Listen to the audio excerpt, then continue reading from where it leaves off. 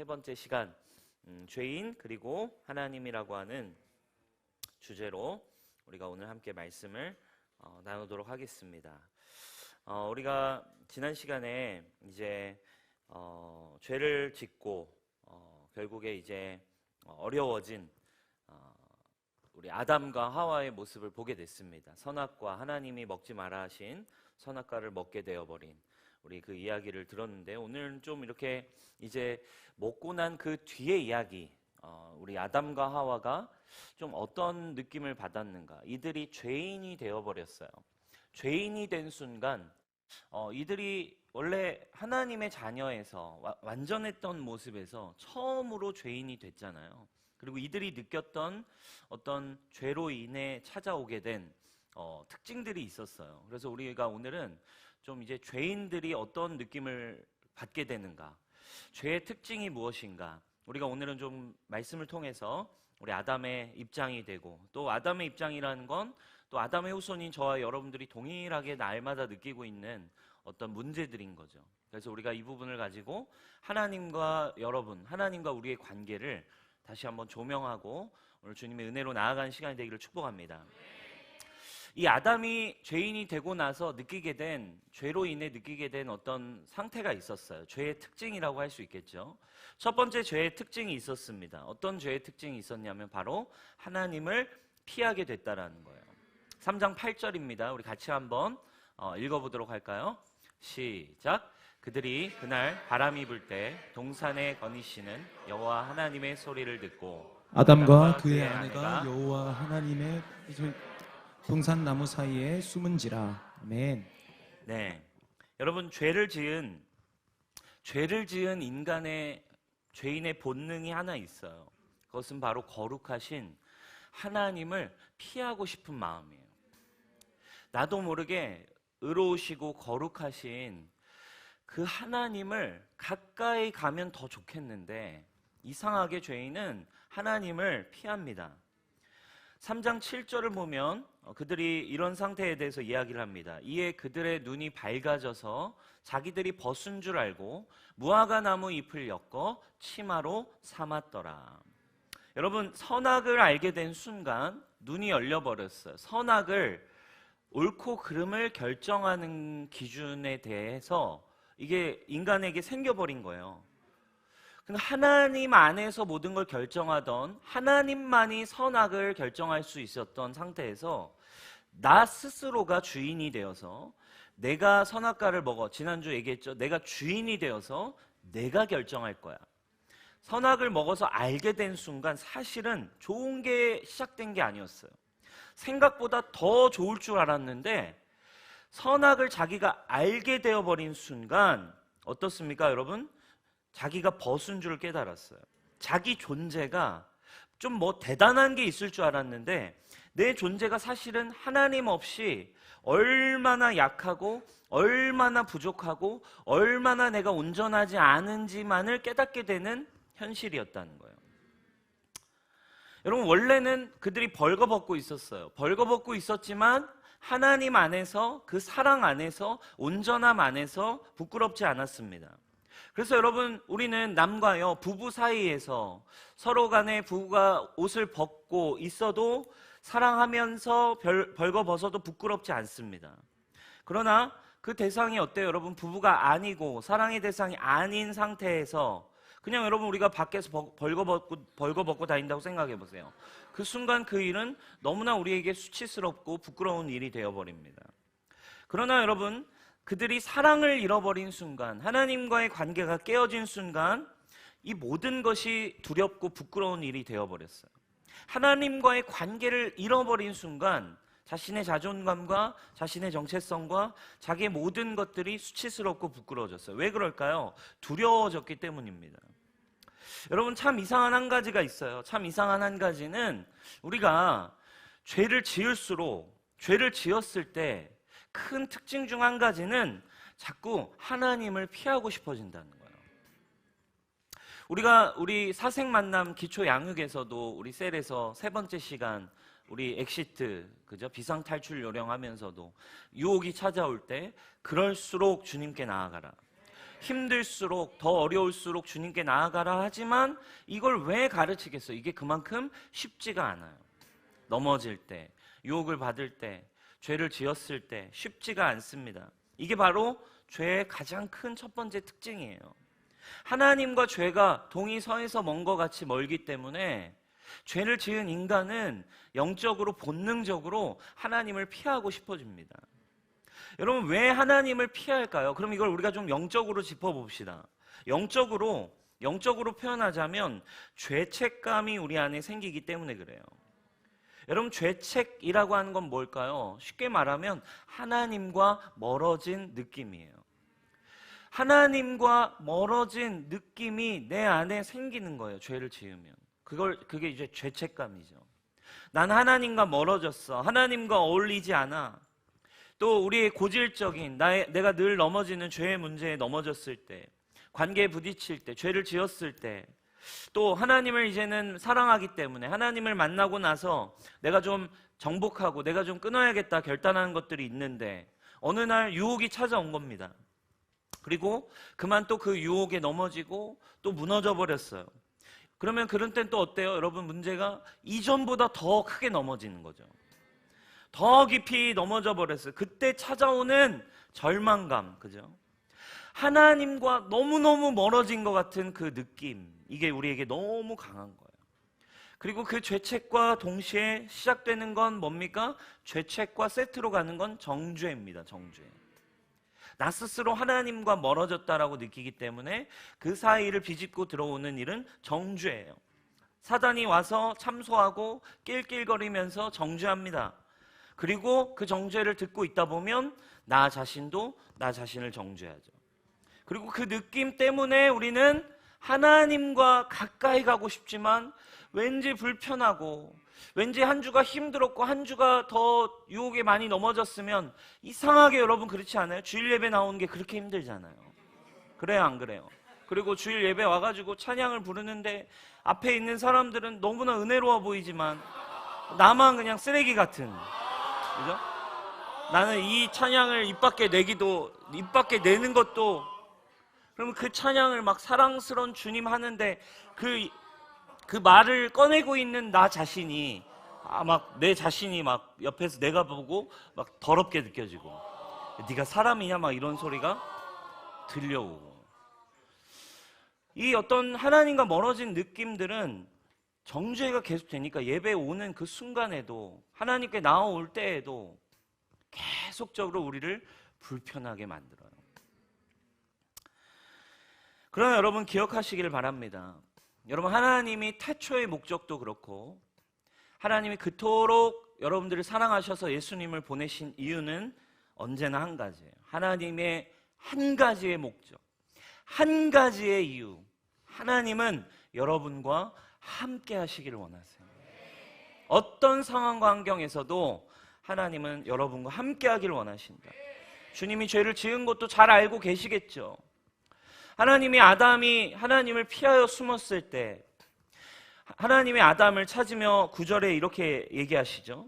여호와 하나님이 아담을 부르시며 그에게 이르시되 네가 어디 있느냐 이렇게 질문하세요. 하나님을 피한 아담, 숨고 싶고 하나님과 멀리하고 싶은 아담에게 하나님이 찾아오셔서 이렇게 얘기하세요. 아담아, 네가 어디에 있느냐? 아담아, 어디 있어? 찾습니다. 숨바꼭질을 하는 것처럼 주님이 모르셔서, 진짜 못 찾겠어서 어디 있냐고 물으셨을까요? 아담이 그 숨은 곳이 진짜 찾기가 어려워서 정말 찾을 수가 없어서 하나님이 아담을 어디 있냐고 외쳤을까요? 아니에요. 당연히 어디 있는지 알고 계시죠. 왜 숨었는지도 알고 계시죠. 뭐 때문에 지금 힘들어하고 있는지도 다 알죠. 근데 하나님이 아담아, 네가 왜 거기에 있느냐, 어디 있느냐라고 물으시는 이유는 이런 뜻인 거예요. 아담아, 네가 있을 곳은 거기가 아니야. 네가 있어야 될 곳은 거기가 아니야. 왜 숨어 있니? 나와. 걱정하지 말고 나에게로 와 라고 하시는, 여러분, 하나님의 마음이 여러분 숨겨져 있다라는 거예요. 하나님의 마음은 우리와 함께 하시는 거예요.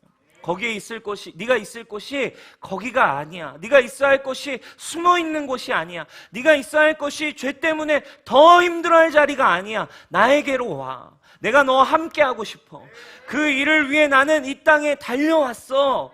마태복음 1장 23절, 보라 처녀가 잉태하여 아들을 낳을 것이요 그의 이름은 임마누엘이라 하리라 하셨으니 이를 번역한즉 하나님이 우리와 함께 계시다 함이라. 주님이 우리와 함께 하시기 위해 다가오셨어요. 로마서 8장 1절 2절, 그러므로 이제 그리스도 예수 안에 있는 자에게는 결코 정죄함이 없나니 이는 그리스도 예수 안에 있는 생명의 성령의 법이 죄와 사망의 법에서 너를 해방하였습니다. 히브리서 10장 19절, 그러므로 형제들아 우리가 예수의 피를 힘입어 성소에 들어갈 담력을 얻었나니.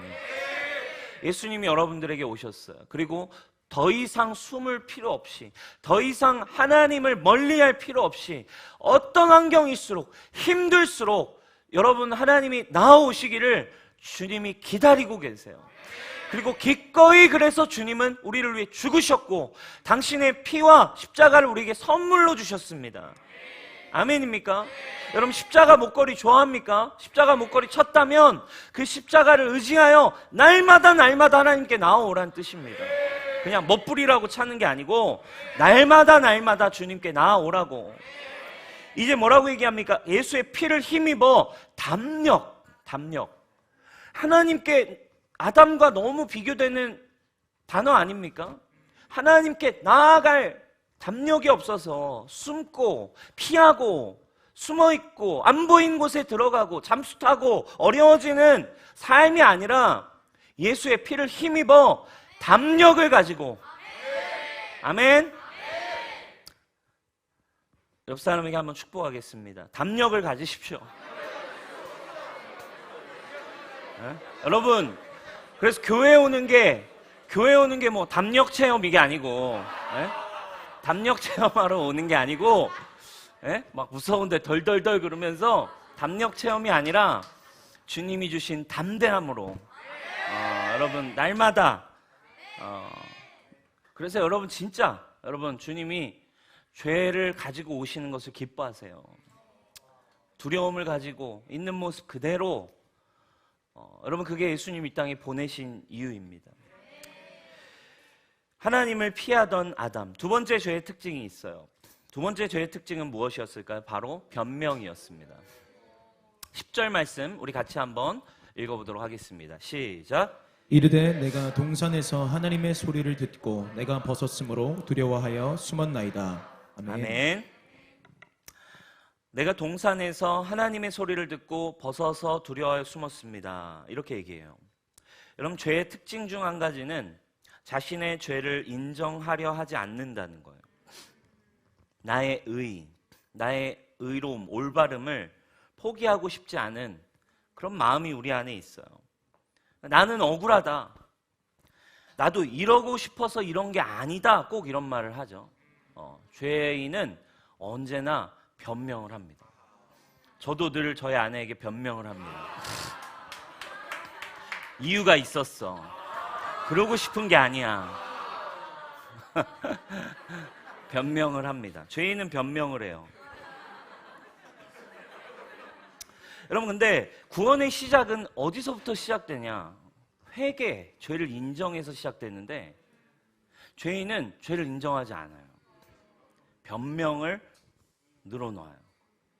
하나님의 나라는 그래서 내 의를 놓고 인정하면 쉬워지는데 하나님과의 관계에서도, 사람과의 관계에서도 하나님을 믿고서도 하나님을 인정하고 내가 죽었음을 인정하면 되는데 변명하고 싶어요. 그래도 이건 아니잖아. 천국을 이야기하실 때 첫 번째 스텝을 예수님이 가르쳐 주셨죠. 회개하라, 천국이 가까이 왔다. 첫 번째 스텝은 네가 죄인임을 인정해야 돼. 너가 일단 하나님 없이 안 되는 존재, 이거를 네가 일단 인정해야 되거든. 근데 자꾸 변명을 늘어놔요. 내가 피할 수밖에 없었던 이유, 나도 억울한 이유, 내가 하나님께 나아갈 수 없는 이유. 변명을 늘어놓습니다. 죽음의 문제 앞에 너의 인생의 참된 구원이 결국 쉽게 인정해. 너 하나님 없이, 주님 저 하나님 없이는 안 됩니다. 인정을 하면 되는데 이게 쉽지 않습니다. 여러분 왜 그럴까요? 여러분 죄를 시인하는 일이 쉬울까요? 어려울까요? 어려운 일이에요. 왜 어려울까요? 여러분 어떤 죄, 그냥 일반적으로 생각해 봅시다. 우리가 그냥 죄의 문제, 법과 죄 이렇게 생각할 때 죄를 시인한다는 건 여러분 사실 이게 진짜 쉽지 않은 일인 것 같아요. 왜요? 죄를 시인하면 죄의 값을 지불해야 되거든요. 판결이 시작되면 이제 내 죄를 시인하면 그 대가에 대한 두려움이 우리 이면에 또 있어요. 내가 이 죄를 시인하면 어떤 대가들이 오겠지? 여러분이 만약에 어떤 죄의 문제로 민사 사건이든 뭐 사건이든 죄의 문제로 고소가 됐다고 생각을 해봅시다. 여러분이 바로 죄를 시인하는 게 쉽지 않습니다. 체포할 때 경찰이 와서 이야기합니다. 당신은 묵비권을 행사할 수 있습니다. 바로 인정 안 해도 된다는 얘기예요. 묵비권을 행사할 수 있습니다. 그럼 뭐라 얘기해요? 당신이 말한 증언은, 당신이 말한 이야기는, 그냥 했던 이야기는 법정에서 불리하게 적용될 수 있습니다. 당신은 변호사를 그래서 선임할 수 있습니다. 함부로 말하고 싶지 않은 거, 그리고 엄한 걸로, 그리고 다른 얘기로 이야기하지 말라 이거예요. 여러분 그래서 죄를 인정하는 게 쉽지 않습니다. 왜냐하면 그걸로 인해 받게 될 죄의 결과가 있기 때문에 그래요. 그러나 흔히 아이들도 우리가 어린 시절 자라날 때 부모님에게 이거 했어 안 했어 하면 그냥 나도 모르게 거짓말을 합니다. 시인하지 않아요. 왜 그래요? 시인하면 더 혼날 것 같은 두려움이 우리에게 있기 때문에 그래요. 여러분 만약에 근데 법정에 서게 된 사람에게 기쁜 소식이 있다라고 한다면 무엇이 제일 기쁠까요? 무죄 판결이 나올 수만 있다면 그 법정에 서는 사람에게 그것만큼 기쁜 일은 없겠죠. 누군가가 내가 이것을 시인해도, 내가 이것을 죄를 고백해도, 내가 이 죄의 문제를 인정해도 결국 죄의 문제가 낱낱이 드러나도, 내 죄가 다 드러나도 재판정에서 결국 무죄 판결이 나올 수 있다면, 만약에 누군가 이 나의 죄를 없이 얘기하고 그리고 이 죄의 대가를 지불해서 이 죄의 값이 다 지불돼서 해결돼서 그것으로 인해 만약에 내 죄가 인정되고 내 죄가 드러나도 이 죄가 법정에서 땅 무죄라고 선포될 수 있다면 기소된 사람에게, 재판정 서는 사람에게 그것만큼 기쁜 일이 있을까요? 그게 기쁜 일이에요. 여러분 여기에 기쁜 소식이 있어요. 하나님이 우리에게 오셔서 여러분 이렇게 얘기하십니다. 하나님이 우리를 향한 사랑의 말씀으로, 그래서 저와 여러분들에게 이런 말씀을 하세요. 이사야 1장 말씀입니다. 여호와께서 말씀하시되 오라 우리가 서로 변론해보자. 최후의 변론을 해보자. 옳고 그름을 따져보자. 시시비비를 가려보자. 너희의 죄가 주홍 같을지라도 눈과 같이 희어질 것이요 진홍같이 붉을지라도 양털같이 희게 되리라. 이것이 하나님이 우리에게 주시는 판결에 대한 우리의 변호사이신 예수님이 저와 여러분들에게 안심시키는 메시지입니다. 어떻게 가능해졌습니까? 그냥 가능해졌습니까? 그냥 변론만 한다고 됩니까? 아닙니다. 로마서 3장 23, 24절 모든 사람이 죄를 범해서 하나님의 영광에 이르지 못하더니 그리스도 예수 안에 있는 성령으로 말미암아 하나님의 은혜로 값없이 땅 의롭다 하심을 얻은 자가 되었느니라. 재판장에 서신 예수님을 기억하십니까? 그분은 변명하시지 않았어요. 유죄 판결로 들어가셨어요. 누구를 위해 그분이 변론하고 변명하시지 않았나요? 저와 여러분들을 위해 그분은 변론하거나 변명하지 않고 예수님이 대신 침묵하셨어요. 아담은 변명했습니다. 그러나 마지막 아담이신 예수님은 변명하지 않으시고 침묵하셨어요. 마가복음 14장에 보면 대제사장에게 재판을 받을 때 이 사람들이 그대에게 이토록 불리한 증언을 하는데 그대는 할 말이 없는가? 하고 물었다. 그러나 예수께서는 입을 다문 채 한마디도 대답하지 않으셨다. 누군가는 변명하지 않고 이 죄의 문제를 재판장이 가지고 가야 했습니다. 마가복음 15장 빌라도와의 재판입니다. 대사제들이 여러 가지로 예수를 고발하자 빌라도는 예수께 보라, 사람들이 저렇게 여러 가지 죄목을 들어 고발하고 있는데 너는 할 말이 하나도 없느냐? 하고 다시 물었다. 그러나 예수께서는 빌라도가 이상하게 여길 정도로 아무런 대답도 하지 않으셨다. 그분은 아무런 변명을 하시지 않았습니다. 그분이 왜 침묵하셨을까요? 저와 여러분들을 대신하여 법정에서 죄의 값을 지불하시기 위해, 그리고 여러분들에게는 무죄라고 하는, 의롭다라고 하는, 값없이 의롭다 하게 됐다라고 하는 판결을 주시기 위해, 그래서 여러분들이 예수 그리스도 앞에 죄에 대하여 자꾸 숨고 변명할 필요가 하나도 없어요. 이것을 다른 데다 변명하고 피할 필요가 하나도 없습니다. 예수님 앞에 이미 판결을 여러분들이 적어도 안다면, 예수님의 복음을 들으셨다면, 예수님이 여러분들에게 행하신 일을 들었다면, 예수님의 죽으심 앞에, 그분의 사랑 앞에 우리가 어떤 죄를 있는 모습 그대로 가지고 고백하고 나아가도 그분은 날마다 우리를 의롭다 하시고 새롭게 하시는 하나님이시라 이거예요. 저의 말이 아닙니다. 성경이 보증하고 있습니다. 요한일서 1장 9절, 우리가 우리 죄를 자백하면 하나님은 신실하고 의로우신 분이셔서 우리 죄를 용서하시고 모든 불의에서 우리를 깨끗하게 해주실 것입니다. 근데 우리가 죄를 지은 일이 없다고 말하면, 변명하면, 그리고 숨으려 하면 우리는 자꾸 하나님을 거짓말쟁이로 만드는 것이고, 하나님의 말씀이 우리 안에 일하고 있지 않습니다. 사랑하는 여러분, 저는 여러분들의 마음 안에, 여러분 안에 하나님의 말씀이 있기를 축원합니다. 진리가 여러분들을 움직이게 하길 바랍니다. 만일 우리가 자백하여 변명하지 않고 회개함으로 날마다 있는 모습 그대로 그냥 주님께 나아가세요. 그리고 예수 그리스도의 십자가 앞에 날마다 그렇죠? 십자가 내가 바라볼 때, 그죠? 나의 십자가 내가 처음 볼 때 나의 마음의 큰 고통 사라져 오늘 믿고서 나는 알겠네 참 내 기쁨 영원하도다. 영원한 기쁨이 여러분 십자가 앞에 놓여져 있습니다. 복음 앞에 변명할 필요 없습니다. 예수님이 침묵해 주셨어요. 날마다 나아가시기를 주님의 이름으로 축원합니다. 세 번째 죄의 특징이 있어요. 죄의 전가입니다. 창세기 3장 11절 12절 우리 같이 한번 읽어볼까요? 시작. 이르시되 누가 너의 벗었음을 내게 알렸느냐? 내가 내게 먹지 말라 명한 그 나무 열매를 내가 먹었느냐? 아담이 이르되 하나님이 주셔서 나와 함께 있게 하신 여자 그가 그 나무 열매를 내게 주므로 내가 먹었나이다. 아멘. 자, 변명하는 아담에게 하나님이 조금 집요하게 질문을 하세요. 11절에 누가 벗었음을 알려줬냐? 혹시 먹지 말라 명한 나무 열매 먹은 거야?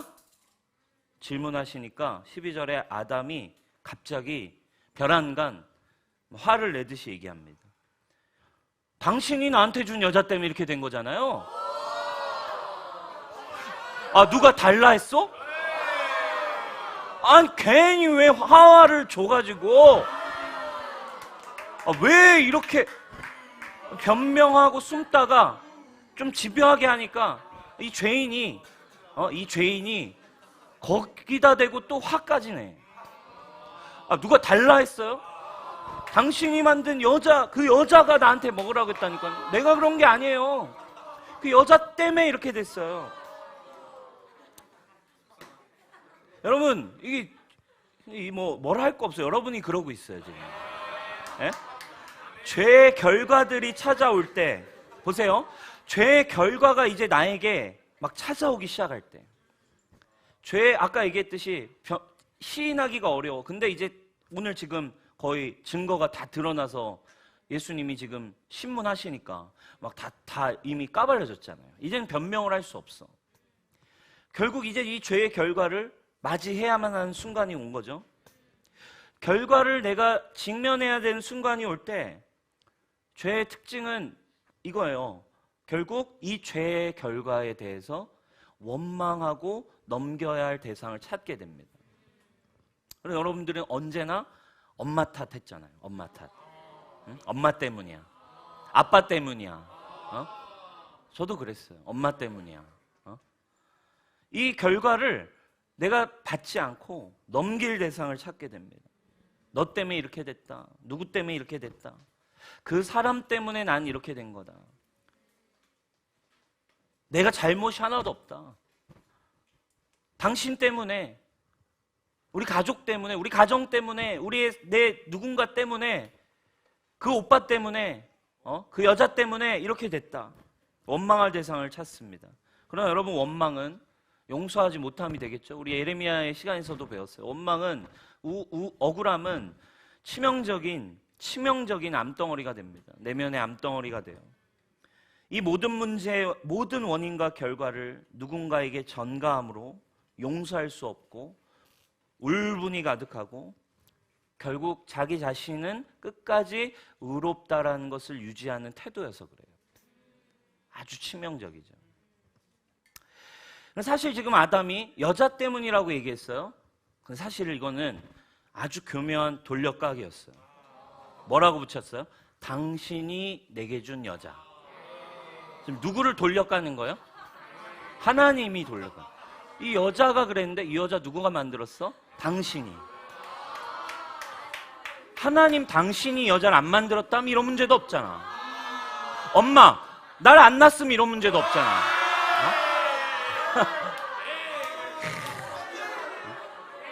나를 왜 낳았어? 안 낳았으면 이런 문제도 없잖아. 그죠? 우리 몇몇의 부모님들이 좋아하고 계세요, 지금. 우리 부모님들이. 네. 돌려까고 있어요. 하나님께 원망을 돌리고 있습니다. 하나님 사실 당신 때문이에요. 여러분, 하나님이 이 문제를 어떻게 해결하실까요? 이 문제를 어떻게 하냐면 여자 때문에 그랬어요 했는데 하나님이 더 이상 아무 말씀을 더 이상 하지 않으시고 여자에게 가세요. 여기 성경에 표현되어 있는 내용은 많지 않지만 여기에 굉장히 중요한 포인트가 숨어 있어요. 지금 어때요? 여자 때문에 그래요. 여자에게 가보세요 이랬는데 창조주가 그 죄인, 인간의 말을 듣고 그냥 아무 말 없이 하나님이 여자에게 가세요. 저 여자가 그랬어요. 저 여자 당신이셨잖아요. 저 여자에게 가서 물으세요. 왜 저한테 그러세요? 근데 창조주가 조용히 여자에게 다가가세요. 저 같으면 그냥 한 대 때려주고 싶은데 하나님은 그 순간 어떻게 하세요? 조용히 죄인을 향해 또 다른 죄인을 향해 움직이세요. 여러분, 여기에 굉장히 중요한 포인트가 있어요. 죄인이 먼저 나아간 게 아니라 하나님이 또 다른 죄인인 하와에게 먼저 가세요. 가보세요 했는데 창조주가 가요. 여러분, 이게 저는 충격이었어요. 아니, 창조주가 인간의 말에 왔다 갔다 한다고? 당신 때문에 그랬는데 가보세요 했더니 여자에게도 또 가신다고? 여러분, 여기에 그 하와에게 가세요 했더니 하와에게 먼저 움직여서 가시는 창조주. 아니, 창조주가 어떻게 이러냐고. 여기에 여러분 굉장히 중요한 복음의 성품이 담겨 있어요. 여기에 예수님이 곧 하나님의 아들이며 하나님이시라고 하는 성품이 담겨 있어요. 그분이 어떻게, 우린 질문합니다. 아니, 하나님이, 우리 예시를 들잖아요. 네가 개미가 될 수 있어? 네가 돼지가 될 수 있니? 근데 우린 질문할 수 있죠. 하나님이 어떻게 하늘과 땅의 거리, 영원과 죽음의 시간을 넘어서 나를 위해 여기까지 오셨다고요? 하나님이 죄인인 나를 위해서 이곳까지 달려오셨다고요? 이곳까지 내려오셨다고요? 이곳까지 인간의 모습으로 오셔서 죽기까지 오셨다고요? 그 하나님의 성품이 오늘 이 창세기에 그대로 나와 있어요. 하나님은 죄인에게 먼저 다가가셨어요. 죄인을 위해 오신 예수님, 그리고 그 죄의 문제를 찾아오셔서 가라고 하니까 그 죄인에게, 하와에게 다가가시는 하나님. 여러분, 우리가 주님께 나아가는 것이 아닙니다. 여러분, 하나님이 죄인인 우리에게 먼저 이 땅에 오신 것입니다. 이 죄의 문제를 어떻게 해결하셨을까요? 그 죄의 전가, 결국 이 모든 이 죄의 문제, 하나님은 이 죄의 전가를 똑같이 하나님도 변명한 아담, 그리고 침묵하신 예수님, 죄를 전가한 아담, 하나님 때문이에요. 하나님 때문이잖아요. 그래, 나 때문이지, 내가 해결할게 하시면서 하나님은 그 죄의 전가를 동일하게 예수 그리스도의 십자가 위에 전가하셨어요. 그리고 십자가 위에 이 세상의 모든 죄를 십자가 위에, 예수님 위에 다 올리시고 대신 이 모든 죄의 문제를 해결하셨습니다. 그리고 그분은 태초부터 이 아담과 하와가 타락한 그 순간 이 죄를 치르시고 해결하시기로 결정하셨습니다. 여러분, 창세기 3장 15절에 이 복음이 창세기에서부터 등장해 있어요. 3장 15절 우리가 읽겠습니다. 함께 읽을까요? 시작. 내가 너로 여자와 원수가 되게 하고 내 후손도 여자의 후손과 원수가 되게 하리니 여자의 후손은 네 머리를 상하게 할 것이요 너는 그의 발꿈치를 상하게 할 것이니라 하시고. 아멘. 여러분, 신학적으로 이 3장 15절을 신학적으로는 원복음이라고 합니다. 최초의 복음이라고 3장 15절을 설명해요. 3장 15절은 굉장히 중요한 메시지예요. 하나님은 그냥 갑자기 어느 순간 예수님을 보내신 게 아니에요. 태초부터, 그리고 아담과 하와가 죄로 무너진 그 순간부터 하나님은 우리에게 다가오실 준비를 하셨고 예수 그리스도를 보내실 준비를 하셨습니다. 뱀을 저주하면서 이렇게 얘기하시는 거예요. 내가 너로 여자 원수가 되고 네 후손도 여자의 후손과 원수가 되게 하리니 여자의 후손이 네 머리를 상하게 할 것이다. 너는 그의 발꿈치를 상하게 할 것이다. 예수님에 대한 이야기죠. 그죠? 너는 죽게 될 거야. 근데 누가 와서 뱀은 머리를 죽이면 죽잖아요. 누가 네 머리를 상하게 한대요? 여자의 후손이래요. 여러분, 세상의 역사는 대부분 남자의 후손으로 정리되어 있어요. 족보가. 그죠? 누구의 아들, 누구의 아들, 누구의 아들, 누구의 아들. 그러나 여러분, 그 남자의 후손이 아닌 유일하게 남자의 씨를 받지 않은 여자의 후손이 한 분 계십니다. 동정녀 마리아에게서 태어나신 바로 예수 그리스도이십니다. 그래서 이 여자의 후손은 누구입니까? 바로 예수 그리스도. 하나님은 태초부터 여자의 후손이 태어날 건데 여자에게서 난 그 한 사람이 네 머리를 상하게 할 것이다. 그 여자의 후손 바로 예수 그리스도. 사랑하는 여러분, 예수 그리스도는 여러분 태초부터 저와 여러분들을 향해 준비되어 있는 하나님의 다가오심이고 하나님의 사랑이며 저와 여러분들의 모든 이 죄의 문제를 해결하시기 위한 기쁜 소식입니다. 오늘 죄인이 된 아담, 그가 겪어야 했던 죄의 문제들 우리가 좀 봤어요. 그 이야기는 바로 저와 여러분의 문제예요. 죄를 지을 때 하나님을 자꾸 피할 수밖에 없어서 숨을 수밖에 없는 우리, 그리고 자꾸 변명할 수밖에 없는 우리의 이 죄성, 그리고 이 죄를 인정하지 않고 자꾸 죄를 원망하고 전가하려고 하는 우리에게 하나님은 그저 우리에게 다가오셔서 사랑으로 다가오셔서 우리를 새롭게 하시기 위해 주님이 피 흘리셨고 주님이 우리에게 보혈을 선물로 주셨습니다. 사랑하는 여러분, 죄의 특징을 기억하시고 여러분 날마다 여러분 있는 모습 그대로 죄의 전문의는 예수님이세요. 연약함 전문의는 예수님이세요. 우리의 힘듦과 아픔의 전문가는 예수님이세요.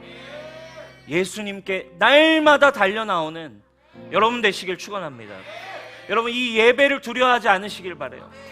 예배에 나오려고 할 때 사단의 정죄가 찾아오고, 예배를 나오려 할 때 지금 힘들고 어렵지만 주님께 나오려고 할 때 불편해지고 가기 싫어지는 여러분, 이 사단의 공격을 속지 마시고, 그럴수록 주일 예배는 가야지, 그럴수록 기도실에 가야지, 그럴수록 큐티책 펴봐야지, 어려울수록 넘어졌을수록 리더에게 전화해야지, 두려워하지 않길 축원합니다. 할렐루야. 아이들이 우리 두 딸이 있어요. 저희 두 딸이 이제 보통 이제 일찍 잠이 들잖아요. 그리고 이제 제가 좀 늦게 들어가면 이제 막 이렇게 아이들이 우리 엄마와 이제 막 씻고 정리하고 잠든 흔적들이 다 남아 있어요. 근데 이제 다 자기 전에 저도 이제 화장실에서 이제 씻고 이제 세수를 하고 양치를 하고 잠들기 전에 씻고 나서 제가 꼭 하는 일이 한 가지가 생겼어요. 꼭 하는 일이 한 가지 생겼는데 바로 우리 두 딸이 이제 안경을 쓰잖아요. 이 두 딸의 안경을 제가 닦는 일을 이제 늘 합니다.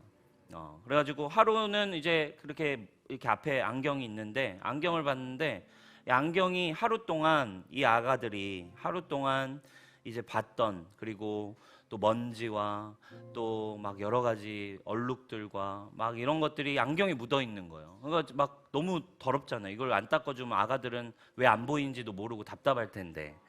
그래가지고 이걸 닦아주는 거죠. 그래가지고 하루는 제가 닦아주다가 주님 주신 마음들이 있어서 오늘 좀 일기를 써놨던 거를, 묵상해놨던 거를 좀 제가 마지막 나누고 싶어요. 하루 한 번 아가들의 안경을 닦는 일, 아무리 귀찮고 아무리 어려워도 귀찮아도 그거는 매일 닦아줍니다. 왜냐하면 눈물이 묻어있고 지문이 묻어있고 먼지가 묻어있고 얼룩이 묻어있어요. 안경을 제가 닦지 않으면, 그리고 엄마도 안경 닦는 걸 잊어버리면 이 아가들은 얼룩이 묻은 채로 하루를 더 보내야 되는 거예요. 얼마나 답답해요. 그 안경이 보이고 더러워진 채로 하루를 더 보내야 되니까 아빠로서 견딜 수 없는 거죠. 그래서 아무리 귀찮아도 안경을 닦아주는 거예요. 하루는 제가 안경을 닦으려고 봤는데 그날따라 안경이 진짜 너무 심하게 더러운 거예요. 막 손으로 만진 자국, 얼룩, 그리고 아까 전에 낮에 막 엉엉 울 때, 아가들 막 엉엉 울 때 남은 눈물 자국이 여기 이렇게 눈물 줄기가 이렇게 막 그대로 묻어 있는 거예요. 안경이 더러우면 더러울수록 제 마음이 짠해요. 여기에 이 아가들의 하루의 희노애락이 담겨져 있으니까. 안경이 더러우면 더러울수록 마음이 짠하고 아파요. 이런 걸 쓰니 이렇게 답답할까? 얼마나 이렇게 더러운 걸 쓰고 하루를 살면 얼마나 힘들고 얼마나 답답할까? 얼마나 힘들었을까? 그런데 그날 유난히 더러웠던 안경을 닦는데 이상하게 제 눈에 눈물이 흐르는 거예요. 더러운 안경을 닦아주는 제 모습이 너무나 하나님이 저를 향한 사랑과 닮아 있는 거예요. 아빠가 더러운 안경을 닦고 있는 제 모습이 저를 사랑하시는 하나님과 너무 닮은 거예요. 주님이 저를 매일 닦아주시고 주님이 저를 매일 닦아주기 원하시는구나. 더러울수록 화가 나는 게 아니라 그 안경이 더러울수록 화가 나고 짜증나고 뭔가를 묻고 싶은 게 아니라 더러울수록 마음이 아프고 더러울수록 얼마나 힘들었을까를 생각하시고 더러울수록 얼마나 아팠을까를 걱정하시면서 그 안경을 제가 친히 닦듯이 더러울수록 저에게 보혈을 발라주시는 하나님. 저는 아빠라서요 매일매일 닦아줄 준비가 돼 있어요. 우리 딸들의 안경을 매일매일 닦을 준비가 돼 있어요. 왜? 하루라도 이걸 안 닦으면 우리 딸들이 힘들 거니까. 우리 딸들이 더 답답하게 하루를 보내야 되니까. 안경이 닦이지 않은 채로 하루를 더 힘들게 살아야 되니까. 저는 오히려 매일매일 순간순간이라도 언제라도 닦아달라고 하면 닦아줄 준비가 되어 있어요. 왜? 난 우리 딸들이 더 깨끗하게 보기 원하니까. 난 우리 딸들이 답답하지 않기 원하니까. 난 우리 딸들이 더 힘든 이 안경을 쓰고 사는 삶에서 그래도 조금이라도 편하게 보기를 원하니까 저는 날마다 1시간에 한 번이라도 30분에 한 번이라도 아니 10분에 한 번이라도 딸들이 닦아달라 하면 닦아줄 수 있다니까요. 여러분, 이 마음이 여러분들을 향한 하나님의 마음 아닐까요? 날마다 더러워져도, 언제나 더러워져도 왜 더러워졌어? 이거 왜 이렇게 하는 게 아니라 불편한 마음으로, 힘든 마음으로 닦아주길 원하세요. 사랑하는 여러분, 날마다, 매일마다, 순간마다 하나님은 저와 여러분들의 죄로 얼룩진 안경을, 아니 우리의 마음을, 우리의 삶을 닦아주기 원하십니다. 그래서 하나님이 인간으로 이 땅에 오셨어요. 마지막에 제가 이렇게 썼어요. 난 안경을 닦으며 눈물을 닦는다. 사랑하는 여러분, 주님은 준비가 되어 계십니다. 언제라도 주님이 보혈을 발라주시고 여러분들의 영혼을 닦아주실 준비가 되어 있습니다. 그 예수님 앞에 숨지 마시고 힘들어하지 마시고 날마다 나아가는 저와 여러분 되시기를 주님으로 축복합니다. 자리에 일어나서 함께 찬양하며 나아가십시다.